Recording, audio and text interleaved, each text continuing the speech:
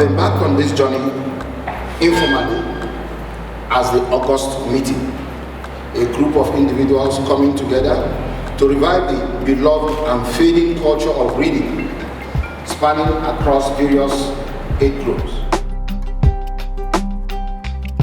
August meeting, as you may be aware, is a gathering that not only celebrates our unity across political divides, but also emphasizes the transformative power of knowledge and the profound impact of reading on our lives.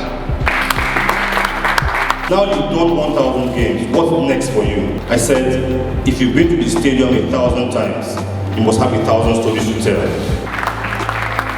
Thank you so very much. In my own experience as a journalist, I believe that when we give equal coverage to all of the women in these spaces, whether it's the civic space or the politics, yes, we're going to churn out news titans. For those who want to be news titans, you must understand the power of reading about the past, reading of the situation about the present, and your ability, power of the mind to connect the past, the present, and the future.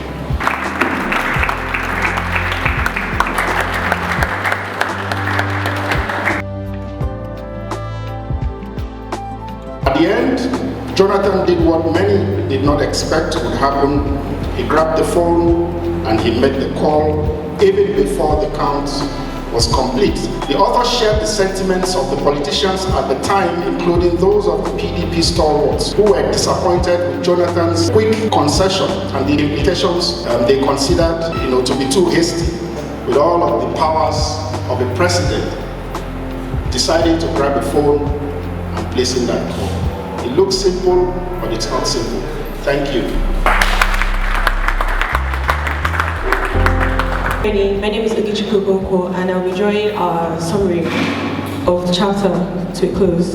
So with all these points stated, from fuel subsidy to mass apathy to protests and also to the insurgency in Nigeria, due to the civil unrest in Nigeria, it led seat for him to lose the election against Muhammadu Buhari in 2015. Thank you. Another issue that required my interest was Senator Matthew's reason for defending Obasanjo's tenure in education after 8 years in power. On page 43, he argues that Asian countries achieve their miraculous growth because they have stable leaders who stay in power long enough to drive these countries to stable economic and social peace. The assertion foreshadows our president's predicaments. Is 8 years really sufficient for the president to make his mark and keep his legacy on the country for sustainable peace? In chapter 3, I noticed that it exposed a grim truth about politics in Nigeria. The arrangement that produces the winner in the backstage even before the official announcement of the winner is made. In most cases, these choosing of names are made based on ethnicity. So could Nigeria's current political issues and regional problems be attributed to this process of unpicking leaders? There was a lot of hush-hush and reluctance to divulge information about late President Musa Yar'Adua's state of health at the time. Do you think that set the stage, serving as a catalyst for subsequent Nigerian leaders to hide their own state of health while clinging to power, even in the face of their declining health? Frankly speaking, the concept of the university is to build a city on the universe. It's an intellectual city. But today, you have people who prefer to go on a mental holiday where you have the cessation from cerebral activity. When I was young, like Adoke reminded us, my father started introducing us from primary school. Those times we read bedtime stories. So you just pitch and you read. And we gradually started growing from there. We started buying on our own, not our parents buying, we bought things like Happy Chase, the ladies bought Mills and Boone, Agatha Christie, and so on. Because that was how we grew. Reading gives you confidence. The library is one place that no matter who you are, as you walk in, the environment humbles you. So the question is, why have we stopped the culture of reading? I feel that if You have football competitions, you have, what do you call it, Big Brother Nigeria, all sorts of competitions that actually, let's not talk about football, some companies don't have value to development. And then, what prize? First prize, 150 million, 200 million naira. You have a mathematics competition, what's the first prize? 500,000 naira, 500,000, 5,000 naira, you know. So we thought that we had to create something.